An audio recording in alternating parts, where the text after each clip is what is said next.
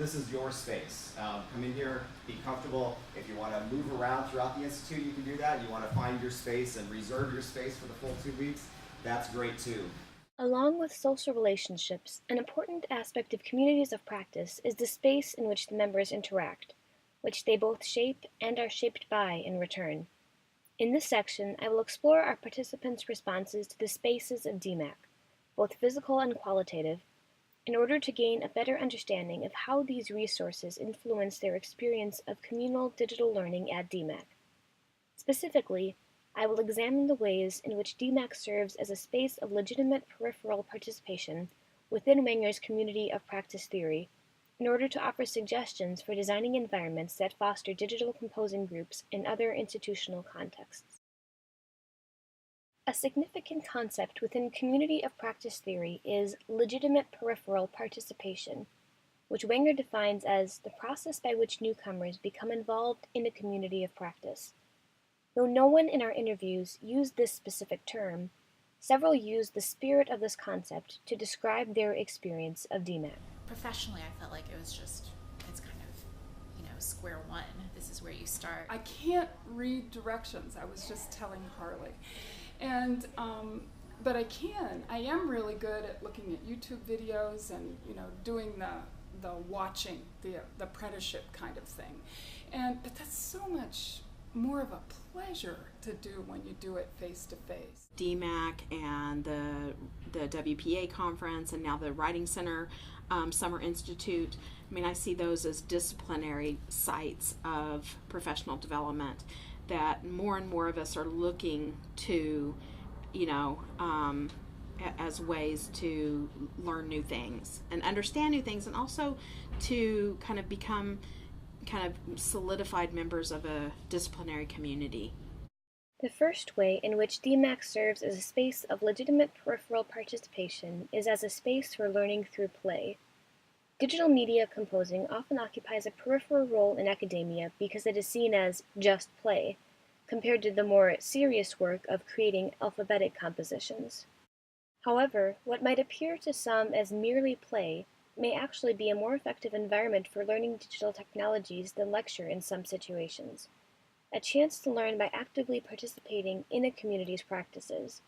Although formal instruction was both needed and appreciated, many of the participants also expressed a need, sometimes even a desperation, for sufficient space and time just to learn by playing around with the composing technologies.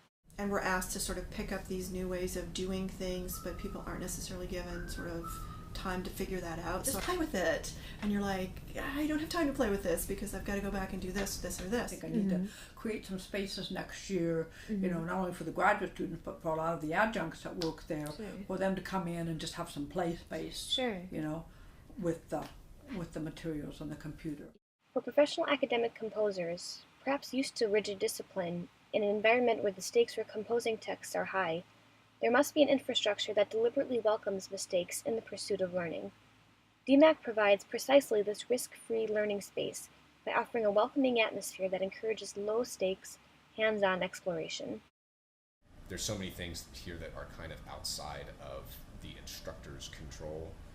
You don't get that in a classroom. A classroom is, it's a very controlled, monitored space, right? Whereas a student, you walk in and, there's an instructor who, no matter how interactive and invitational their sort of style is, they're still in charge, and they're grading you, and you're being graded and judged at every moment based on your performance. As people who've been students for so long and are still working in academia, there's that natural tendency towards perfectionism and stress and guilt and the imposter syndrome, not feeling like any of us are good enough to be doing what we're doing, right? When Cindy held up that piece of paper that said no guilt, everyone knew what she was talking about.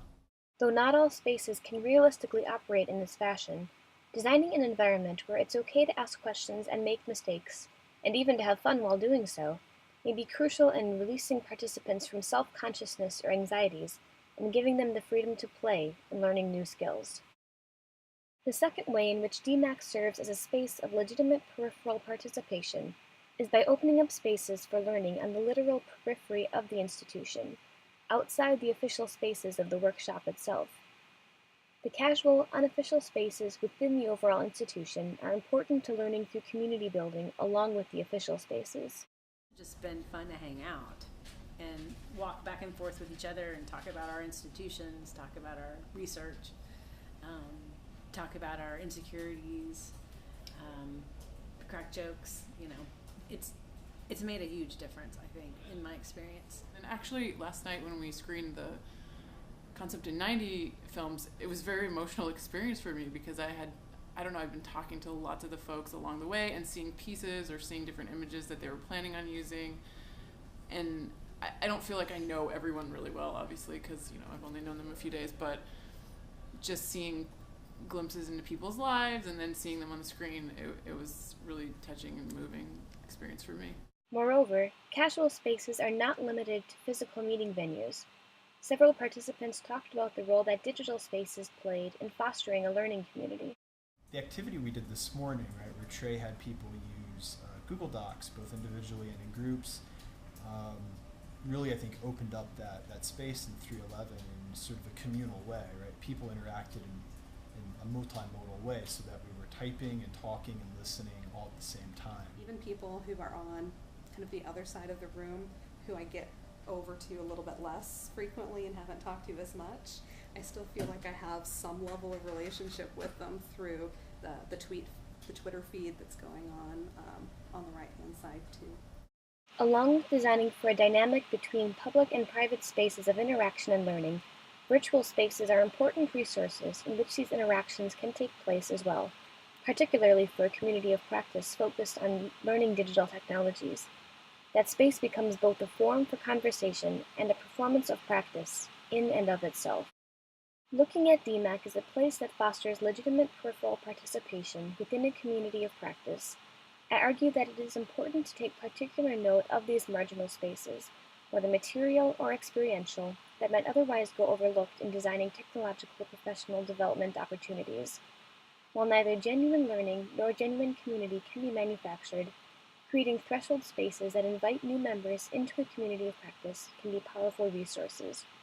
It is in these peripheries, at the edge of the more officially organized events, that the richest and most impactful learning relationships might develop.